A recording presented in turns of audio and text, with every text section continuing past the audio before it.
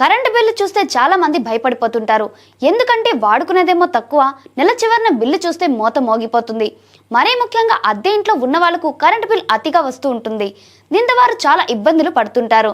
అసలు current bill ఎక్కువగా రాకుండా ఏం చేయాలో తెలియక సతమతం అవుతుంటారు. వారి కోసమే బెస్ట్ టిప్స్. కరెంటు బిల్లు ఎక్కువగా వస్తుంది అనుకునే వారు ముందుగా మీ ఇంట్లో ఉన్న బల్బులను అన్నిటినీ మార్చి ఎల్ఈడి బల్బులను అమర్చుకోవాలంట. దీనివల్ల కరెంట్ ఆదా అవుతుంది. కొందరు వాటర్ హీటర్ ఎక్కువగా వాడుతుంటారు, కానీ చాలా వరకు దీన్ని అతిగా వాడకుండా ఉండడం వల్ల కరెంట్ బిల్ తగ్గే ఛాన్స్ ఉంటుంది. అదే విధంగా మీరు బయటికి వెళ్ళిన ప్రతిసారి ఇంట్లో ఉన్న లైట్, ఫ్యాన్స్ స్విచ్ ఆఫ్ చేయాలి, లేకపోతే కరెంట్ బిల్ ఎక్కువగా వస్తుంది. అలాగే ఎప్పుడు కూడా కరెంట్ బిల్లు పెండింగ్ పెట్టకూడదంట. ఎప్పటికప్పుడు కరెంట్ బిల్ కట్టేయాలి. అలాగే మీరు అద్దె ఉన్న చోట కరెంట్ మీటర్ను చెక్ చేయాలి.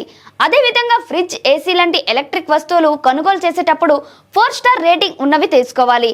అలాగే వాటర్ ట్యాంక్, గీజర్ స్విచ్ వేసి మర్చిపోతుంటారు. అలా చేయకూడదు.